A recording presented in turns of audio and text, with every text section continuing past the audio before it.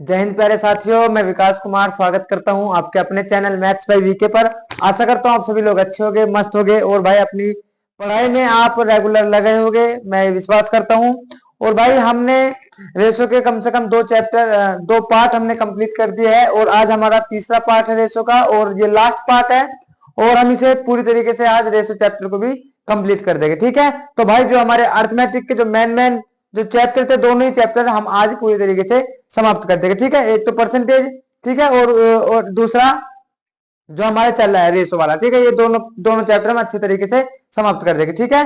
तो कल भाई मैंने आपको रेशो का फोर्थ प्रोपोर्शनल, थर्ड प्रोपोर्शनल और मीन प्रोपोर्शनल निकालना आपको सिखाया था। उसके मैंने कुछ फॉर्मूले आपको बताए थे और फिर एक और टाइप मैंने आपको बताया था कि अगर ए इनवर्स है किसके, बी के, है ना। मैंने आपको सिखाया था कि अगर ए डायरेक्ट प्रोपोर्शनल है किसके, बी के, तो ए जिस रेशो में होगा भाई बी भी उसी रेशो में होता है, ठीक है भाई। जैसे A1 E2 अपॉन होगा B1 B2 के, ठीक है। और भाई अगर ए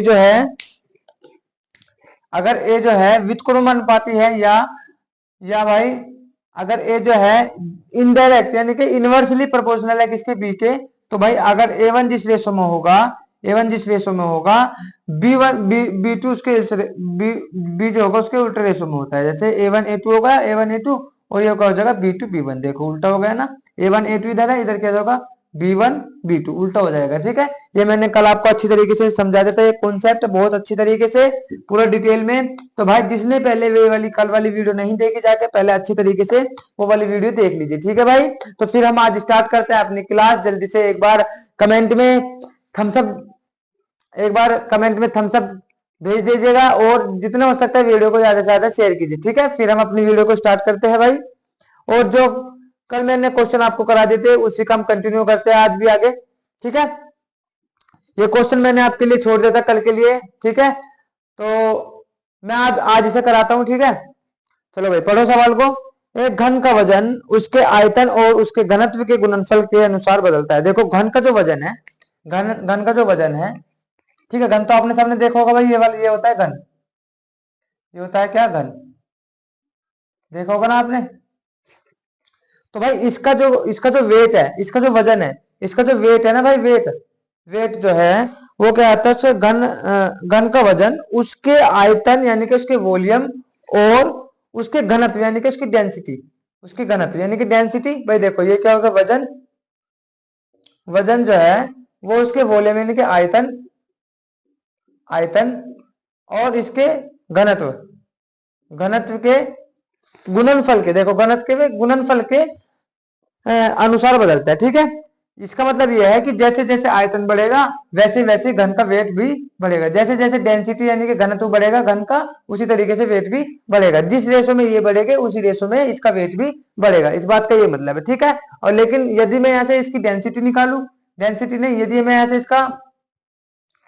यहाँ से इसका आयतन निकालू, तो भाई जो इसका वेट होगा घन का, उसके वेट को क्या करनी पड़ेगी, मुझे डेंसिटी से डिवाइड करना पड़ेगा, ठीक है। देखो भाई देखो, अगर मैं यहाँ से इसका आयतन निकालूंगा यानी कि V निकालूंगा, V जो हो जाएगा वो हो जाएगा वेट अपॉन डेंसिटी, ठीक है। देखो यहाँ से इसका आयतन जो होगा, आयतन क्या होगा, मैं जैसे इसका आयतन निकालूंगा, वॉल्यूम निकालूंगा, तो वेट को डिवाइड करना पड़ेगा मुझे इसकी डेंसिटी यानी कि घनत्व से, ठीक है। इतनी बात आपको समझ में आ रही है। अच्छा आपको ये भी पता होगा कि भाई घन का जो आयतन होता है घन का जो आयतन होता है वो, घन का आयतन क्या होता है, भुजा की क्यूब, क्या होता है, भुजा की क्यूब, ठीक है।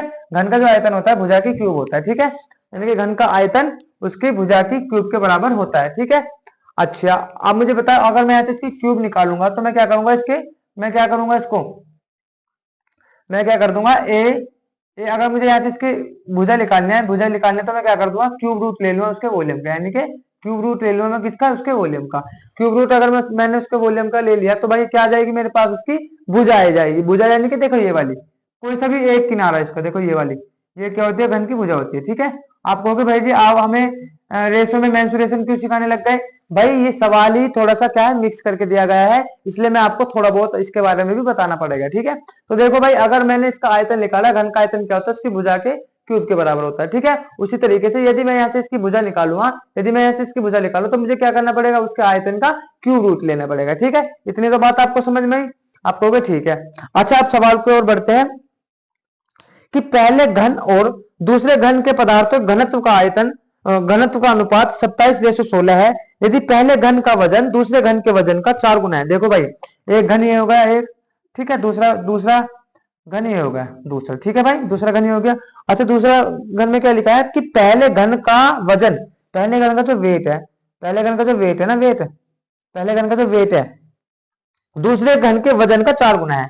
यानी कि अगर दूसरे घन का वजन 1 यूनिट है तो भाई पहले घन का वजन कितना हो जाएगा, इसका 4 गुना, यानी कि 4 हो जाएगा। ठीक है, ये रेशो दिया है भाई, रेशो। उसने देखो ध्यान से पढ़ो क्या लिखा है, उसने कहा है यदि पहले घन का वजन दूसरे घन के वजन का 4 गुना है। दूसरे घन का वजन अगर मैंने 1 मान लिया तो इसका 4 गुना कितना हो जाएगा, 4, यानी कि पहले घन का वजन कितना हो जाएगा, 4। इतनी बात में कोई दिक्कत? अच्छा, उससे पहले क्या लिखा है, लिखा है उससे पहले घन और दूसरे घन के पदार्थों के घनत्व का अनुपात। देखो भाई, डेंसिटी का जो अनुपात है, घनत्व का जो अनुपात दिया है, घनत्व का अनुपात दिया है भाई उसने कितना दिया है, 27:16, 27:16 दिया है। ठीक है, हाँ है ना, 27:16 दिया है। उसने कहा यदि पहले घन का वजन दूसरे घन के वजन का 4 गुना है तो पहले घन और दूसरे घन के किनारों का अनुपात बताइए, यानी कि इसकी भुजा का अनुपात बताइए।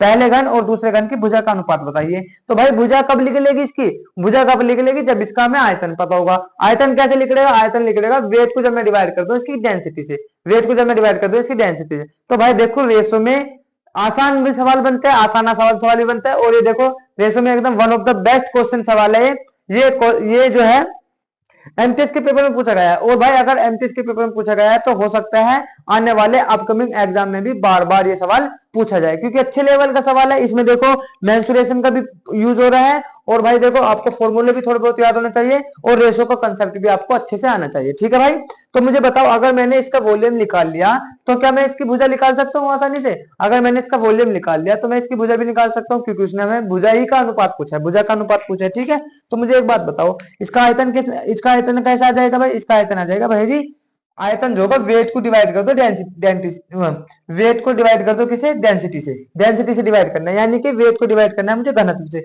तो मैं डिवाइड करूंगा तो भाई डिवाइड कर देगा इस तरीके से।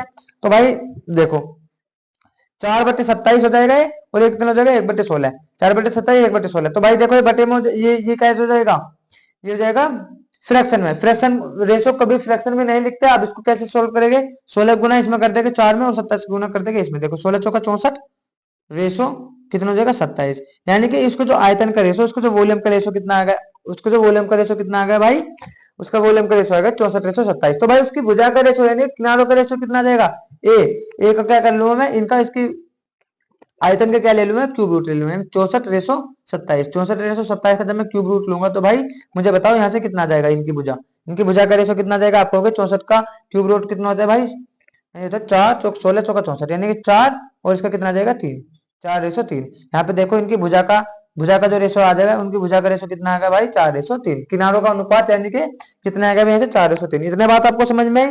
इस तरीके से आपको सवाल को हैंडल करना है। भाई देखो सबसे पहले उसने हमें क्या दिया है कि उसका जो वजन है, घन का जो वजन है, वो उसके आयतन और उसके घनत्व के गुणनफल के अनुसार बदलता है। ठीक है, ये बात पहले हमने लिख ली। दूसरी उसने दी है भाई कि भाई उसके जो वेट का रेशो है, वेट का रेशो इतना इतना है और घनत्व का रेशो इतना इतना है। तो भाई वहां से मैंने क्या निकाल लिया, आयतन निकाल लिया। आयतन क्यों निकाला, क्योंकि भाई अगर मुझे आयतन पता चलेगा तो मैं भुजा आसानी से निकाल सकता हूँ। तो भाई मैंने आयतन निकाल लिया, आयतन निकाल लिया, तो उसके बाद मैंने क्या कर दिया, उसकी भुजा भी आसानी से निकाल ली। ठीक है, कैसा लगा सवाल जल्दी से बताइएगा। चलो अगले सवाल की ओर बढ़ते हैं। यहाँ से हमारा ऑप्शन कितना हो जाएगा, ऑप्शन हो जाएगा ऑप्शन नंबर डी, हमारा यहाँ से राइट आंसर हो जाएगा। चलो भाई अगले सवाल की ओर बढ़ते हैं। बढ़िया सवाल था एकदम।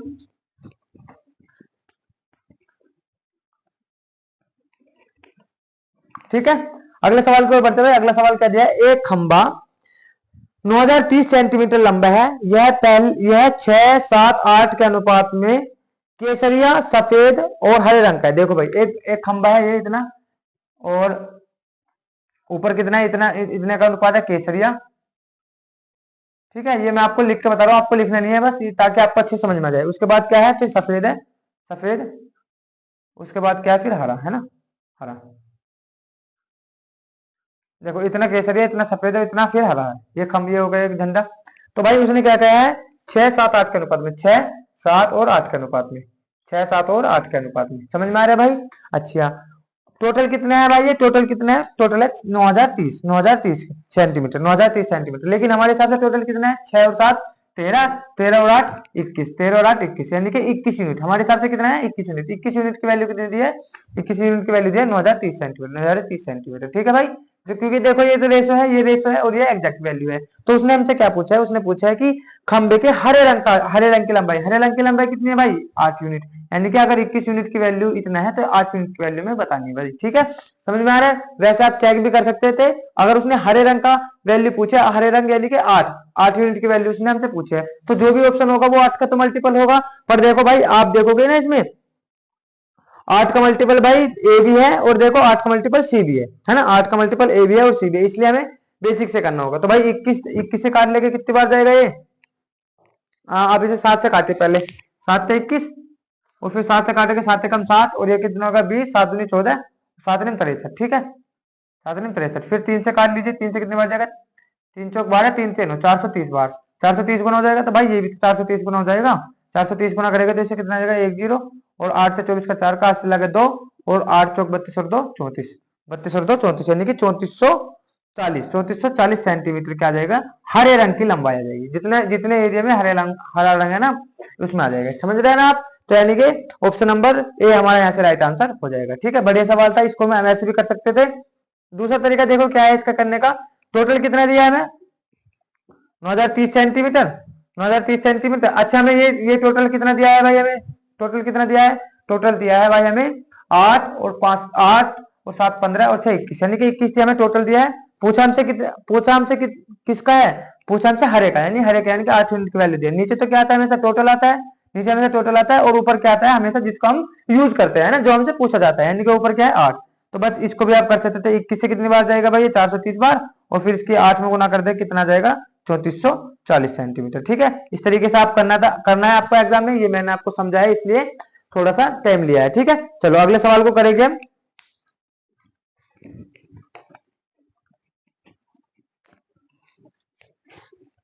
ठीक है भाई, अगले सवाल की ओर बढ़ते हैं। अगले सवाल में कहते हैं दो संख्या 3:4 के अनुपात में है, यदि प्रत्येक में 4 जोड़ दिया जाए है ना तो अनुपात 6:7 हो जाता है। ठीक है, देखो पहली संख्या 3 है और फिर 3 और 5 के अनुपात में। ठीक है, प्रत्येक में कितना जोड़ दिया है, प्रत्येक में 4 जोड़ दिया जाए।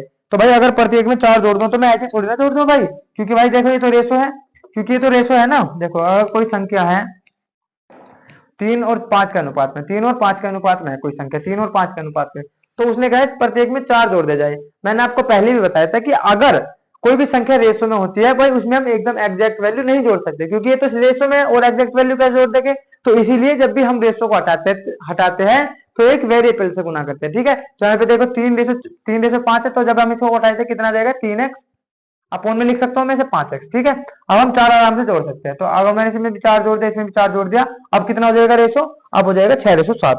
कितना हो जाएगा भाई 6:7, 6:7। तो भाई यहाँ से हम सोल्व कर सकते हैं आसानी से, कोई दिक्कत नहीं है। एक तरीका इसका ये वाला हो गया है ना, एक तरीका इसका होगा, इसको सोल्व कर लो, यहाँ से एक्स की वैल्यू हम आसानी से निकाल सकते हैं। ठीक है, दूसरा तरीका मैं आपको बताऊंगा जो आपको एग्जाम में अच्छे तरीके से करना है। ठीक है, देखो अगर हमें दो संख्या दी है 3:5 दी है, 3:5 दी है। ठीक है, अच्छा फिर उसमें हमने 4 जोड़ दिया, 4 जोड़ दिया तो ये रेशो कितना हो जाता है 6:7 हो जाता है। कितना हो जाता है 6:7। तो आप मुझे बताओ भाई इसमें क्या करना होता है, इसमें ये करना होता है कि इनका जो डिफरेंस होता है ना, इनका जो डिफरेंस होता है, इनका डिफरेंस बराबर करना होता है भाई। डिफरेंस क्या करना होता है, बराबर करना होता है भाई। देखो क्योंकि यहाँ पे देखो, यहाँ पे इनका डिफरेंस कितना है 2 यूनिट है और यहाँ पे इनका डिफरेंस कितना है 1 यूनिट। तो भाई इनका इनका जो डिफरेंस है बराबर कर लीजिए। देखो ऊपर का डिफरेंस है 2 यूनिट, तो यहाँ पे पूरे रेशो क्या कर देंगे 2 से गुना कर देंगे, 2 से गुना कर देंगे, नीचे 1 यूनिट है तो ऊपर कर देंगे 1 से गुना, तो 1 से गुना करेंगे तो इतने आएगा 3:5 ही। तो भाई नीचे से जब मैं इसको गुना कर दो कितना हो जाएगा नीचे 12:14। कितना हो जाएगा भाई 12:14, 12:14 का। अब बताओ मुझे पहले पहले पहले तो पहले भाई रेशो 3:5 था, अब रेशो कितना हो गया, अब रेशो कितना हो गया 12:14। 3 से कितना बढ़ गया भाई 12 हो गया, यानी कितना बढ़ गया +9 हो गया, +9 हो गया है ना, कितना हो गया +9। और भाई यहाँ पे देखो 5 से कितना बढ़ गया, 5 से 14 हो गया, यहाँ भी +9 हो गया, क्योंकि दोनों में हमने क्या जोड़ दिया, दोनों में हमने 4 जोड़ दिया। तो भाई यहाँ पे देखो हमें क्या दिया 9 यूनिट की वैल्यू कितनी दी है, 9 यूनिट की वैल्यू तो हमें हमारे हिसाब से तो 9 जुड़ रहा है और सवाल के हिसाब से कितना जुड़ रहा है 4। तो 9 यूनिट की वैल्यू कितनी है 4 है, तो 1 यूनिट की वैल्यू यहाँ से कितनी आ जाएगी 4/9, 4/9 आ जाएगी। अब उसने हमसे क्या पूछा है, उसने हमसे पूछा है तो बताइए संख्या ज्ञात कीजिए, यानी कि जो शुरू वाली संख्या थी ना ये संख्या ज्ञात करनी है, यानी कि ये संख्या भी थी, ये संख्या भी 4/3 गुना हो जाएगी, यानी कि 3 का 4/9 कितना होता है 3 किया 9, यानी कि 4/3 पहली संख्या 4/3 और 5 का 4/9 कितना हो जाएगा 20/9 कितना हो जाएगा 20/9। तो यहाँ पे देखो 4/3 और 20/9, ऑप्शन नंबर डी हमारा आंसर राइट आंसर हो जाएगा। इस तरीके से हमें बनाना है, ठीक है। ऐसे संख्या, ऐसे सवालों में हमें क्या करना होता है, ये जो इनका डिफरेंस जो होता है ना, डिफरेंस दोनों दोनों रेशो का डिफरेंस, उसको हमें बराबर करना होता है। बराबर कैसे करेंगे, ऊपर वाली संख्या का डिफरेंस से गुना कर देंगे नीचे वाले रेशो को, और नीचे वाली संख्या के डिफरेंस से गुना कर देंगे ऊपर वाले रेशो को, ठीक है। उसके बाद देख लेंगे हमारे हिसाब से कितना रहा है। हमारे हिसाब से यहाँ पे देखो 9 ऐड हो रहा है, लेकिन सवाल में क्या गया है, सवाल में केवल 4 ही ऐड करा है, यानी कि 9 की वैल्यू किसके बराबर है, 4 के बराबर। 1 की वैल्यू कितनी आ जाएगी 4/9, तो 3 की वैल्यू कितनी आ जाएगी, इसकी गुना कर देंगे, ठीक है भाई। समझ में आ रहा है, बढ़िया सवाल था। देखो DSSS असिस्टेंट ग्रेड 3 2024 के पेपर में पूछा गया है, 2024 में ये सवाल पूछा गया, लेटेस्ट है ना, बड़े सवाल था। और भाई ये एसएससी में भी आएगा पक्का, इसलिए इस सवाल को अच्छे से बना लीजिए। इस तरीके के सवाल को आपको अच्छे से देख लेना है, ठीक है। चलो अगले सवाल की ओर बढ़ते हैं भाई, मस्त सवाल था ये भी। अगला सवाल करो, बढ़िया सवाल है।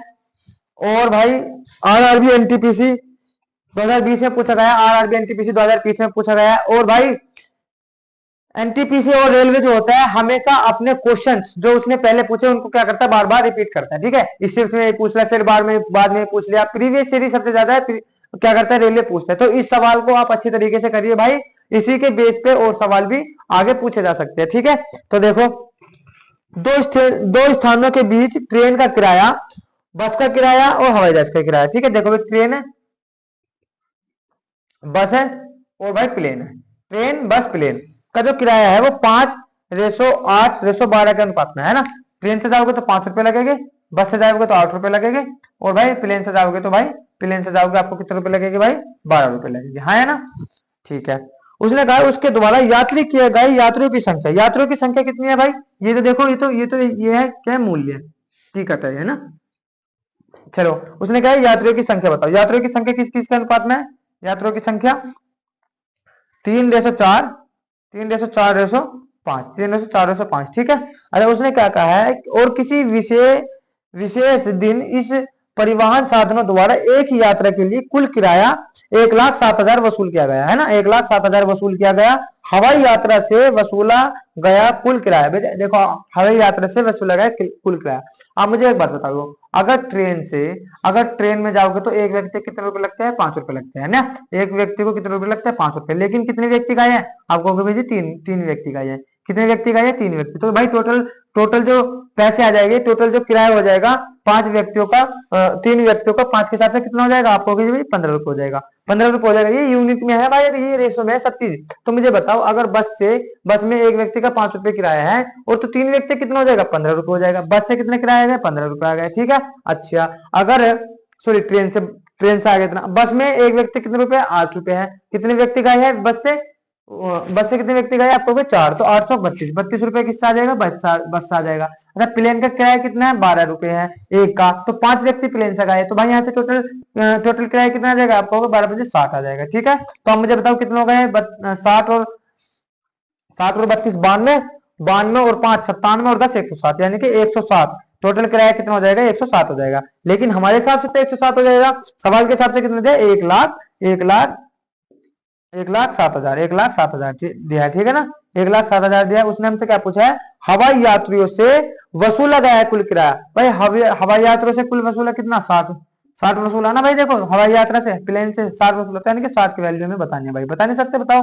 सीधा सीधा 10 गुना, सीधा सीधा 1,000 गुना दिख रहा है ना, सीधा सीधा कितना दिखा है, 1,000 गुना। तो ये भी भाई 1,000 गुना हो जाएगा, 60 को 1,000 में गुना करेगा कितना जाएगा, 60,000, ठीक है भाई। यानी कि ऑप्शन नंबर बी हमारा यहाँ से राइट आंसर हो जाएगा। देखिए सवाल में कुछ भी नहीं है, अगर आपको अच्छे से अप्रोच पता है, आपको सवाल करने की टेक्निक पता है, तो सवाल में कुछ भी नहीं है, ठीक है।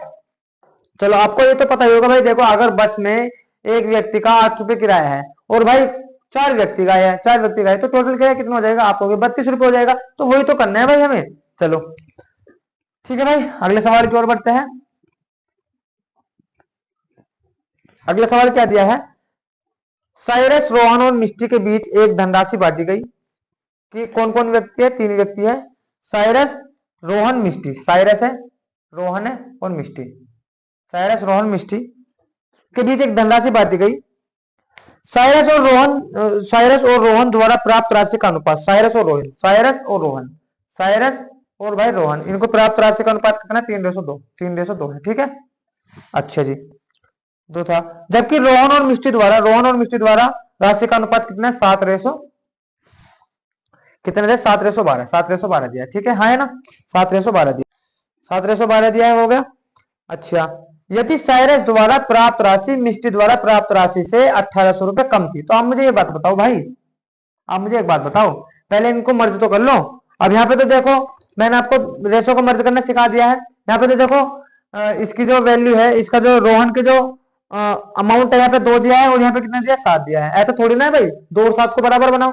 तो भाई इस वाले रेशो को कहीं से गुना कर देंगे? 7 से, और इस वाले रेशो को 2 से गुना कर देंगे। आप ऐसा कर लीजिए, इसकी गुना इसमें करो, इसकी गुना इसमें करो, इसकी गुना इसमें करो, उल्टे जेड। मतलब सिखाया ना आपको पहले वाली क्लास में। जिसने नहीं देखी, पहले जाके रेशो का बेसिक देखिए, जब आपको समझ में आएगा। देखो कितना जाएगा? 7 से 21 रेशो 7 दूनी 14 रेशो 12 दूनी 24, ठीक है। तो भाई यहाँ पे साइरस को कितने रुपए मिले? 21 रुपए मिले। रोहन को कितने रुपए मिले? 14 रुपए मिले। और भाई मिस्टी को कितने रुपए मिले? 24 रुपए मिले। भाई मुझे बताओ, यहाँ पे साइरस को मिस्टी से कितने कम रुपए मिले? आपको भाई 3 रुपए कम मिले। कितने रुपए कम मिले? 3 रुपए। लेकिन सवाल के अकॉर्डिंग कितना दिया है भाई? सवाल को अकॉर्डिंग दिया है 1800 रुपए कम मिले हैं, 1800 रुपए। तो भाई 3 की वैल्यू अगर 1800 है, तो उसने क्या कहा है? तो रोहन को उसके हिस्से के रूप में कितने रुपए मिले? भाई रोहन को कितने मिले? 14, यानी कि 3 की वैल्यू इतना है, तो 14 की वैल्यू में बताने। तो कितने गुना भाई? आप कहोगे सीधे सीधे 600 गुना है, तो ये भी 600 गुना होगा। 14 छिक 84, 14 छिक 84, ये कितना हो जाएगा? 8400, यानी कि ऑप्शन नंबर डी हमारा राइट आंसर हो जाएगा, ठीक है। समझ में आया? ये देखो, SSC selection post graduate level में सवाल पूछा गया। अच्छा सवाल था, बढ़िया। चलो करते हैं भाई अगले सवाल को और बढ़ते हैं, ठीक है। अगला सवाल करो भाई। देखो बेहतरीन सवाल है ये वाला भी सवाल, और मजा आ जाएगा इस सवाल को करने में। ठीक है, बनाने की कोशिश कीजिए इसे जल्दी से।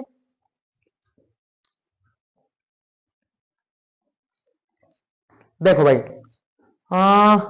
सवाल में क्या दिया है कि 2704 रुपए की राशि ए, बी और सी के बीच में इस प्रकार विभाजित की गई कि बी और सी के संयुक्त शेयरों का ए के हिस्सों से अनुपात 11:5 और सी का ए और बी के संयुक्त शेयरों से अनुपात 3:10। तो बी का हिस्सा क्या है भाई? देखो इसमें क्या कह दिया है, सवाल पढ़ो। सवाल में क्या दिया है कि बी और सी के संयुक्त शेयरों का अनुपात, बी और सी के यानी कि बी प्लस सी के संयुक्त शेयरों का अनुपात ए के शेयर से अनुपात कितना दिया है भाई? दिया है 11:5, 11:5 दिया है, ठीक है। यानी कि बी और सी का मिलाकर कितना है? 11 और ए का कितना है? 5। समझ में आ रही है बात? ठीक है। अगली लाइन में क्या दिया? सी का ए और बी के, यानी कि सी का ए प्लस बी से, सी का ए प्लस बी के संयुक्त शेयर से अनुपात कितना दिया है? 3:10 दिया है, 3:10 दिया है, ठीक है। तो उनसे उन्होंने क्या पूछा? बी का हिस्सा बताओ, बी का हिस्सा। तो भाई देखो, हमें तो बी की वैल्यू पता ही नहीं, यहाँ पे हमें तो बी की वैल्यू यहाँ पता ही नहीं है कितनी है। तो सबसे पहले तो एक बात देखो कि इनका योग कितना आ जाएगा? ए बी सी का योग कितना आ जाएगा? ऊपर वाली संख्या, ऊपर वाले स्टेप से देखो, आप कहोगे 11 और 5 16, कितना आ गया? 16 यूनिट, 16 यूनिट आ गया ऊपर वाले हिसाब से।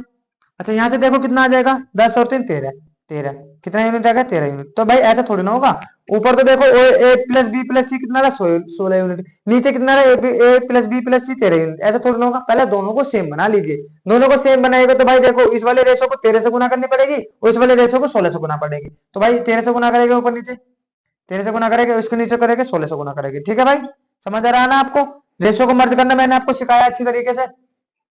तो भाई देखो यहाँ से कितना आ जाएगा? 13 11 में करेंगे, 13 कम 13 और भाई 13 कम 13 और 1 14, 143 आ गया भाई। और 13 पंजे 65, 13 पंजे 65 और देखो 16 थे 48, 16 थे 48 और ये कितना जाएगा? 16 धाम 160, 16 धाम कितना जाएगा? 160। अब ये देखो बराबर आ गए, अब ये देखो बराबर आ गए। ऊपर जोड़ लो या नीचे जोड़ लो, ए प्लस बी प्लस सी की वैल्यू क्या है? एक से आ जाएगी। तो देखो 143 प्लस 65 करेगा कितना जाएगा? 143 प्लस 65 करेगा 208, ठीक है। और नीचे भी देखो 160 और 48 कितना जाएगा? 208। तो देखो दोनों ही केस में 208 हो गए ना, बराबर हो गए ना, ठीक है। आप मुझे बताइए कि भाई यहाँ पे ए की वैल्यू कितनी आ गई? 65 आ गई। ए की वैल्यू कितनी आ गई? 65। सी की वैल्यू कितनी आ गई? 48। ए की वैल्यू 65, ए रेशो बी रेशो सी। तो भाई मुझे बताओ ए की वैल्यू कितनी आ गई? 65। बी की वैल्यू कितनी आ गई? बी की वैल्यू तो अभी पता नहीं। और सी की वैल्यू कितनी आ गई? 48, ठीक है। तो भाई बी की वैल्यू कैसे आ जाएगी? यहाँ से आ जाएगी बी की वैल्यू, बी की वैल्यू यहाँ से आ जाएगी। तो मुझे एक बात बताओ, जब 160 ए प्लस बी की 160 है, ए प्लस बी की 160 है, तो मुझे बताओ बी की अकेले कितनी होगी जब ए की 65 है? ए की कितनी है 65 है, तो बी की कितनी बची होगी भाई, बी की आप कहोगे भाई जी 160 में से 65 कटा देंगे, यानी कि 95 किसकी बची होगी, बी की बची होगी। समझ पा रहे हो भाई, इतना इतना तो समझ पा रहे हो भाई, ये अच्छे लेवल के सवाल चल रहे हैं आप अब, इसलिए ध्यान को बिल्कुल वीडियो की ओर आपको लगाना है, ठीक है। बड़े बड़े सवाल कराऊंगा मैं आपको, छोड़ूंगा कुछ भी नहीं, ठीक है, चाहे मेरा कितना भी टाइम वेस्ट हो जाए और चाहे मैं कितना भी आपके लिए मेहनत क्यों ना करूं, पर मैं आपको छोड़ूंगा कुछ भी नहीं, सब चीज आपको पढ़ाऊंगा, ठीक है, सब चीज मैं आपको पढ़ाऊंगा, बस आपको अच्छे से समझना है। और अगर कोई भी डाउट हो आपको तो जरूर कमेंट बॉक्स में बताइएगा, मैं हो सकता है मैं आपके लिए और ज्यादा मेहनत करूं और मैं आपको डाउट को सोल्व करने की कोशिश करूं, ठीक है भाई। तो मुझे बताओ ए रेशो बी रेशो सी यहाँ पे हमारे पास आ गया है। अच्छा टोटल उसने कितना दिया है हमें, टोटल कितना दिया है 2704 दिया है, 2704, तो यहाँ से टोटल कितना आ जाएगा, टोटल कितना आ रहा है भाई, यहाँ से ए प्लस बी प्लस सी कितना है 208, 208 की वैल्यू किसके बराबर दिया है भाई, 208 की वैल्यू दी है 2704 के, किसके दिए 2704 के, ठीक है। तो उसने क्या कहा है बी का शेयर, बी का हिस्सा बताना है, यानी कि 95 की वैल्यू बतानी है भाई, 95 की वैल्यू बतानी है, बताओ कर लो भाई से ऊपर वाले को। तो भाई देखो कितना हो जाएगा 208 है, 208 एक बार तो जाएगा ही, तो बचा कितना 270 में से 208 गए आपका 64 है ना, 64 नहीं 62, कितना होता है 62 तो होगा 4, ये होगा फिर 624। तो भाई देखो ये 624 तीन बार चला जाएगा, तीन बार कितने बार जाएगा, तीन बार, देखो 8 है 24 और 8 है 24, तीन दो नीचे देखो 624 हो गया ना। तो भाई देखो 13 गुना हो जाएगा ये भी, 13 गुना हो जाएगा ये भी, तो 13 पंजे 65 का 5 का लगे 6 और 13 निम्मा 117 और 6 123 है ना, 123 यानी कि 1235, 1235 क्या होगा बी का शेयर आ जाएगा, यानी कि ऑप्शन नंबर डी हमारा आंसर राइट आंसर हो जाएगा, ठीक है। इस तरीके से सवाल बनाना है और ये सवाल भी भाई बहुत ज्यादा पूछा जाता है एग्जाम में, ठीक है, इसलिए आपको बार बार सवालों को इसको देखना है, बार बार खुद से भी लगाना है, ये नहीं कि मैं करा रहा हूं आपको बस लिख रहे हैं तार रहे भाई, आपको प्रैक्टिस भी अपने आप को करनी पड़ेगी, ठीक है। चलो अगले सवाल की ओर बढ़ते हैं भाई, बढ़िया सवाल था ये भी, मजा आ गया इस सवाल में भी, ठीक है। और भाई मैंने आपको एक कंसेप्ट बताया था, एक मैंने आपको कंसेप्ट बताया था कि बताओ, अगर आपने मेरी परसेंटेज की क्लास देखी होगी, मैंने आपको एक कंसेप्ट बताया था कि भाई आय बराबर जो होती है ना, आय बराबर होती है क्या, खर्चा प्लस, खर्चा प्लस बचत, याद है भूल गए बताओ, याद है भूल गए भाई, आय बराबर क्या होती है, खर्चा प्लस बचत। भाई देखो आपकी जो सैलरी होती है, सैलरी या तो सैलरी में से आप खर्च करोगे या आप बचाओगे, है ना, या तो आप खर्च करोगे और बचाओगे, यानी कि खर्चा जितना होता है हमारा और जितने हमारे बचत होते हैं उनको जोड़ के क्या बनता है, आय बनता है, ठीक है। यदि मैं यहाँ से खर्चा निकालूंगा तो खर्चा बराबर कितना आ जाएगा भाई, खर्चा बराबर आय, भाई आय में से अपने आप बचत निकाल दो, आय में से अपने आप क्या कर दो बचत, आय में से अपने आप बचत निकाल दोगे तो क्या आ जाएगा हमारे पास, खर्चा आ जाएगा। अच्छा यहीं से मैं क्या निकालू, बचत निकालू, अगर यहाँ से बचत, अगर मैं से बचत निकालू तो आय में से क्या कर दो, खर्चा माइनस कर दो, बस आई में से क्या कर दो, खर्चा माइनस कर दो, क्या आ जाएगी हमारा, बचत आ जाएगी, ठीक है। ये बात तो आपको पता होगी बेसिक से, फिर भी मैंने आपको याद दिला दी। अब हम इसके ऊपर क्या करते हैं, सवाल करते हैं अच्छे तरीके से, ठीक है। चलो रफ कर दो इसे, चलो भाई ठीक है। ये सवाल आपकी स्क्रीन पे होगा, एक्स और वाई की मासिक आय का अनुपात 5:4, जल्दी से बनाने की कोशिश कीजिए, जल्दी से, फिर करते हैं, ठीक है भाई। देखो एक्स और वाई की मासिक आय का अनुपात 5:4 है, देखो एक्स ये रहा भाई और वाई ये रहा, एक्स ये वाला एक्स है, मैथ वाला एक्स है भाई, कुछ और मत कहीं और मत ले जाना। देखो एक्स और वाई की मासिक आय का अनुपात कितना है 5:4 और उनके मासिक व्यय का अनुपात कितना है 9:7, ठीक है भाई। आय का अनुपात यानी कि इनकी इनकम जो है, इनकम का रेशो कितना दिया है 5:4, 5:4 दिया है, ठीक है। अच्छा दूसरे उसमें कहते हैं उनके व्यय यानी कि एक्सपेंडिचर, खर्चा, समझ पा रहे हैं, खर्चा हिंदी में लिख दूंगा भाई, घबराओ मत, हिंदी में लिख दूंगा। आय का अनुपात कितना दिया है, आय का अनुपात कितना दिया है 5:4, खर्चे का अनुपात कितना दिया है, खर्चे का अनुपात कितना दिया है बताओ जल्दी, खर्चे का अनुपात दिया है 9:7, कितना दिया है 9:7 दिया है। यदि वाई की आय एक्स के व्यय के बराबर है, भाई यहाँ पे देखो सवाल अब बनता है सवाल, तो यदि वाई की आय, आय किसके बराबर है, एक्स के खर्चे के, एक्स के व्यय के, तो क्या है पे बताओ, वाई की आय कितनी है 4, वाई की आय कितनी है 4, अच्छा एक्स का खर्चा कितना है, आपको एक्स का खर्चा है 9, तो क्या ये भाई बराबर है, जल्दी बताओ क्या ये बराबर है। एसएससी सीजल मेंस में पूछा गया सवाल है, बताओ क्या ये बराबर है, नहीं भाई बराबर नहीं है, तो इनको बराबर करो ना। तो भाई देखो अगर मैं 9 की ऊपर ऊपर गुना कर दूं ऊपर वाले रेशो में और 4 के नीचे वाले रेशो में कर दूं गुना, ठीक है, तो भाई 9 को और 4 को जब हम सेम बनाएंगे 9 और 4 का एलसीएम कितना होता है आपको 36। अगर मुझे ऊपर 36 बनाना है, ऊपर 36 बन गया, नीचे भी 36 बन गया इस जगह दोनों में, तो भाई हमारा बराबर हो जाएगा कि इनने क्या कहा है y की i बराबर है x के खर्चे के। ठीक है, तो मुझे बताओ अगर मैं ऊपर 36 बनाऊंगा तो ऊपर किससे गुना करनी पड़ेगी 9 से गुना गुना करनी पड़ेगी, और नीचे किससे गुना पड़ेगी 4 से। और मैंने आपको बहुत चिल्ला चिल्ला के 3 दिन से यही बता रहा हूं कि भाई रेशो को किसी भी संख्या से गुना कर लीजिए, कोई फर्क नहीं पड़ता। ठीक है भाई, इस तरीके से। तो मुझे उसने क्या कहा है, मुझे बताओ आय में से अगर मैं खर्चा घटा दूंगा तो बचेगा कितना, हमारा बचत तो बचेगी भाई। आय में से जब मैं खर्चा माइनस करता हूँ बचत बचेगी ना। तो उसने हमसे क्या पूछा है, एक्स और वाई की बचत का अनुपात बताइए। नहीं बता सकते, बता देंगे बिल्कुल। देखो यहाँ से कितना हो जाएगा 9 बजे 45, 9 बजे 45, 45 कितने किसको जाएगी इसकी आय, और कितना हो जाएगा 9 × 36, 45 में से 36 जाएगी, कितना बचेगा 9। भाई 45 में से 36 घटाओ कितना बचेगा, 15 में से आएगा 9, 15 में से आएगा 9 बचेगा ना। देखो 9 बजे 45 हो जाएगा, 9 बजे 45, और यहाँ कितना हो जाएगा 9 × 36, 45 में से 45 में से 36 जाएगा, कितना बचेगा 9। अच्छा 9 चौक कितना हो जाएगा 36, और ये कितना हो जाएगा 7 चौक 28, 7 चौक 28। तो भाई 36 में से 28 जाएगी, कितना बचेगा 8। समझ रहे हैं ना आप, यानी कि 9:8 हमारा राइट आंसर हो जाएगा। इनकी बचत कितनी आ जाएगी, इतनी। समझ में आ रहा है। यहाँ पे ऐसे भी कर सकते हो भाई, अगर किसी को दिक्कत हो रही है 9 बजे 45, 45 रेशो 9 चौक 36, ये आ गया इनकी आय, ये आ गया इनकी इनकम, और भाई 9 चौक 36, और भाई ये कितना हो गया 7 चौक 28, 7 चौक 28। तो भाई ये आ गया इनकी एक्सपेंडिचर, ये होगा इनका खर्चा। तो यहाँ से देखो 45 में से 36 जाएगा 9, और 36 में से 28 जाएगी, कितना बचेगा 8। तो देखो यहाँ पे देखो उन्होंने क्या कहा, वाई की आय कितने है 36, और एक्स के खर्चे के बराबर है। एक्स का खर्चा कितना आ गया 36, बराबर हो गए ना। तो जैसे वो कहे वैसे कर देना, बस जैसे वो कहे ऐसे कर देना। देखो आई की एक्स की इनकम कितनी आ गई 45/36, और इनका एक्सपेंडिचर कितना आएगा 36/28। रेशो को किसी भी संख्या से गुना कर लो, कोई फर्क नहीं पड़ता। ठीक है, चलो अगले सवाल की ओर बढ़ते हैं भाई।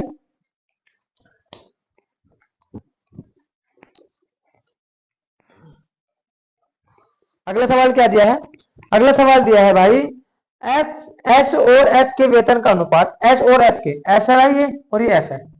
एस और एफ के वेतन का अनुपात कितना दिया है, कितना दिया है 2:3 दिया है, 2:3, यानी कि इनकम इनकम दिया है 2:3, और उनकी बचत का अनुपात 3:4, यानी कि उनकी जो बचत है सेविंग जो है उनकी सेविंग सेविंग कितनी दिया है 3:4, 3:4 दी है। ठीक है भाई, अब मुझे बताओ, मुझे अगर मैंने आई में से मैंने उनकी सेविंग घटा दी तो बचेगा क्या हमारा एक्सपेंडिचर, खर्चे तो बचेगा हमारा।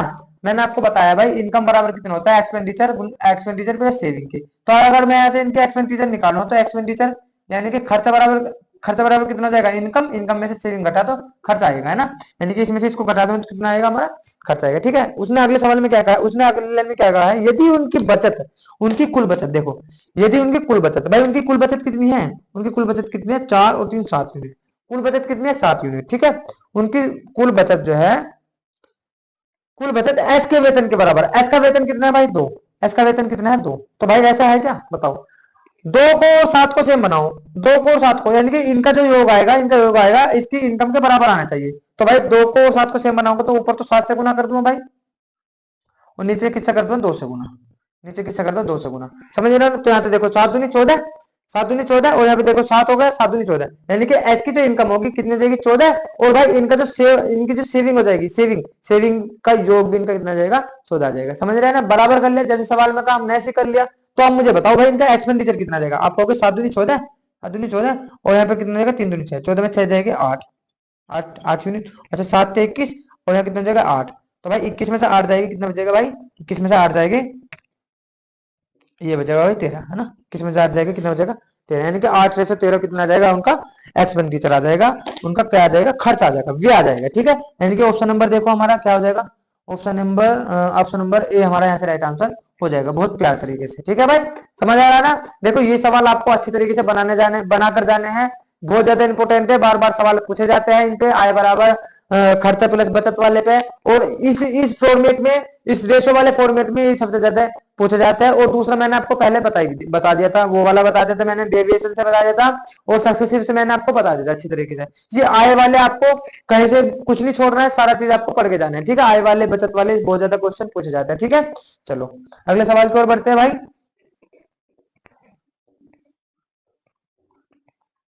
और भाई अगला सवाल जो है ना, अगला सवाल जो है तुम्हारे होश उड़ा देगा। ठीक है, अगला सवाल तुम्हारे होश उड़ा देगा। एसएससी सीजीएल 2022 के पेपर में पूछा गया सवाल है, बनाने की कोशिश कीजिए, करने की कोशिश कीजिए, ठीक है।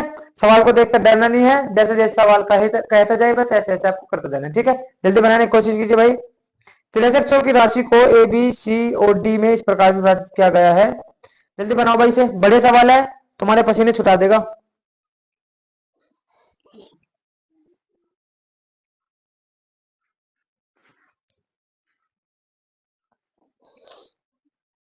देखो भाई क्या दिया है उसने कि 6300 की राशि को ए बी सी और डी में इस प्रकार विभाजित किया जाता है कि ए और डी की संयुक्त हिस्सों का बी और सी के संयुक्त हिस्सों से अनुपात, देखो ए प्लस डी के संयुक्त हिस्सों का बी प्लस सी के संयुक्त हिस्सों से, बी प्लस सी के संयुक्त हिस्सों से कितना है रेशो है 11:10 है। 11 रेशो कितना है 10, 11:10। समझ में आई भाई, यहां तक कोई दिक्कत तो नहीं किसी को? ठीक है, अगली लाइन पढ़ते हैं। अगली लाइन पढ़ते हैं कि बी और सी के संयुक्त हिस्से से अनुपात, यानी कि बी का और सी का रेशो कितना दिया है, बी और सी का रेशो कितना दिया है, बी और सी का रेशो कितना दिया है, बी और सी का रेशो दिया है 8:9। कितना दिया है 8:9। बी और सी का रेशो कितना दिया है 8:9। अच्छा अगले सवाल, अगली लाइन की ओर बढ़ते हैं। अगली लाइन में क्या दिया, यदि सी को 5660 मिलते हैं तो ए और बी के हिस्से में कितना अंतर है, ए और बी के हिस्से में कितना अंतर है। सबसे पहले तो मुझे ये बताओ ए का मान कितना है और बी का मान, जब तो मैं बता पाऊंगा। अच्छा मुझे टोटल दिया है A plus B plus C plus D दिया है और सी का हिस्सा दिया है, सी का हिस्सा दिया है ना एग्जैक्ट वैल्यू, सी का एग्जैक्ट वैल्यू दिया है तो पहले C upon total, C upon total बोल दो, या मैं बोल दूं C plus C upon A plus B plus C plus D, A plus B plus C plus D, है ना। देखो शुरू में कितना दे 6300 की राशि को ए बी सी डी के हिस्से में विभाजित किया जा रहा है, यानी कि सी का हिस्सा कितना है भाई, सी का हिस्सा कितना दिया इन्होंने हमें 1560, ठीक है।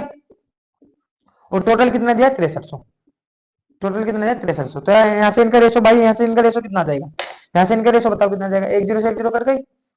अच्छा अब किससे काटोगा, 6 से काट लो, 6 दूनी 12 और 6 छक 36, अपॉन कितना जाएगा 6 कम 6 6 35, यानी कि 26 अपॉन 105, यानी कि सी की वैल्यू कितनी है 26 है और A plus B plus C plus D की वैल्यू कितनी है 105 है, 105 है। समझ में आ रही है बात?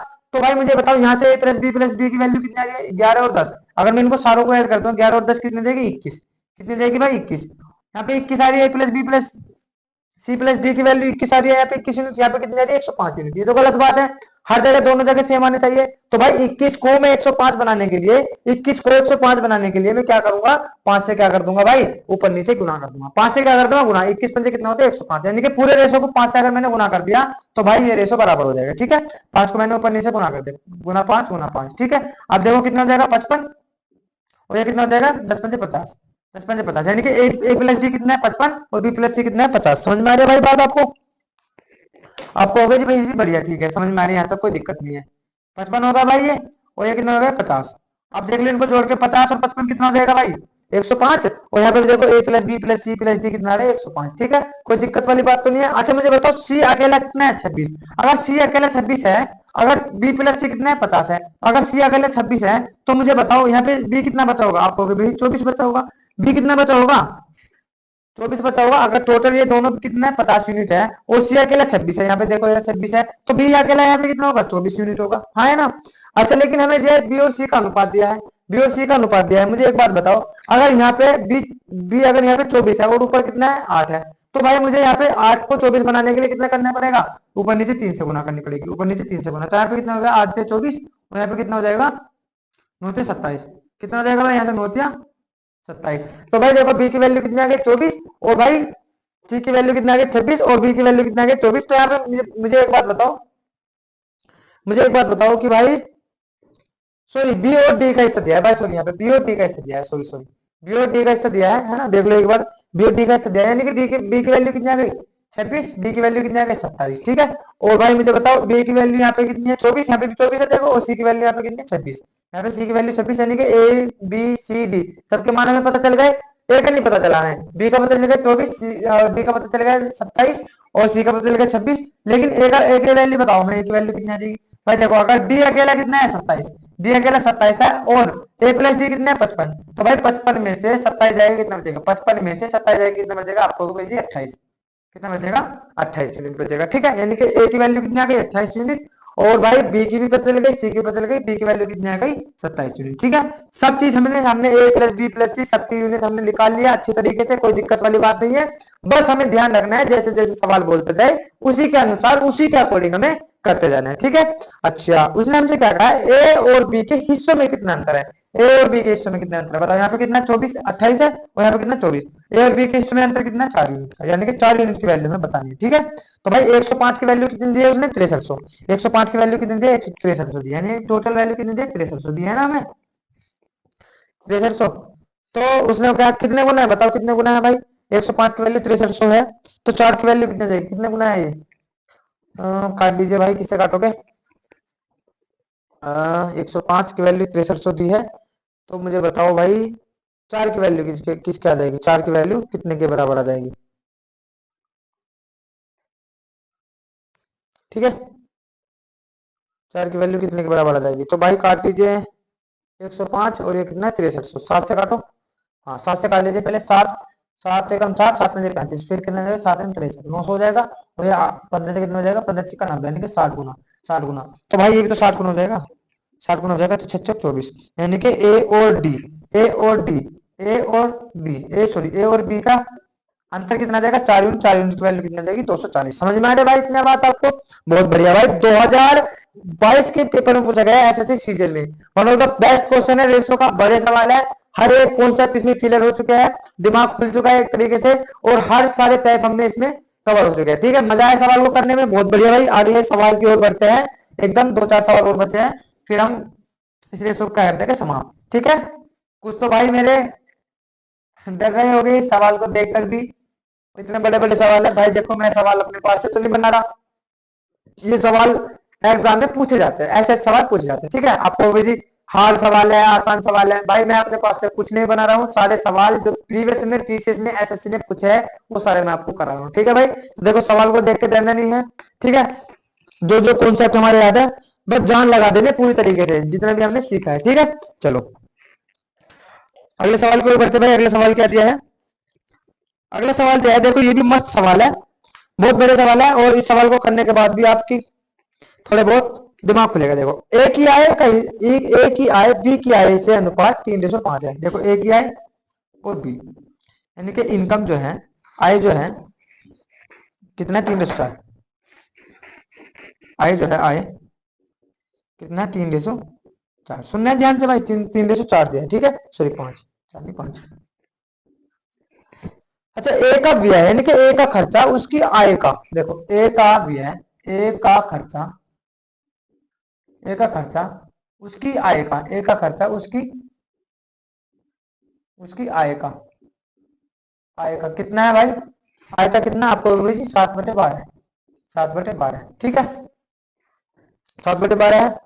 और बी का व्यय उसकी आय का, देखो बी का व्यय यानी कि बी का व्यय, बी का खर्चा जो है, बी का खर्चा है उसकी आय का, उसकी आय का, आय का कितना है भाई, आय का कितना है आपको होगी भैया 8/15, 8/15 हाँ है ना।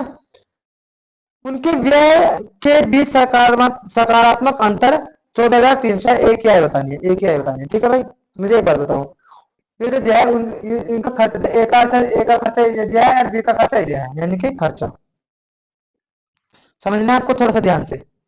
तो मुझे बताओ आय का, इसका जो खर्चा ना एक का, एक ही आय का, एक है कितने 3, एक है कितने 3, 3 का 7/12 कितना होगा, 3 का 7/12, 3 का 7/12 होगा इसका खर्चा, 3 का 7/12 इसका क्या होगा खर्चा। तो यहाँ पे देखो 3 से काटने में से कितना बचेगा 4, यानी कि 7/4 कितना आ जाएगा भाई, खर्चा आ जाएगा 7/4, खर्चा कितना आ जाएगा 7/4। और देखो भाई बी का खर्चा, बी का खर्चा जो है कितना है उसकी आय का 8/15, यानी कि बी का खर्चा कितना आ जाएगा, आय का, आय कितने 5, 5 का कितना आ जाएगा 8/15, तो यहाँ से कितना आ जाएगा बी का खर्चा 8/3, 8/3। तो देखो यार फ्रैक्शन में आ गया ना, फ्रैक्शन में आ गया, इसे पॉइंट में आ गया भाई, ये सारा तुम्हारा खेल खत्म कर देगी, खेल खराब कर देगी, और भाई तुम इसमें जवाई रह जाओगे। ठीक है, क्योंकि मुझे चाहिए खर्च चाहिए वो भी इस रेशो में, एग्जैक्ट रेशो में चाहिए अच्छे तरीके से।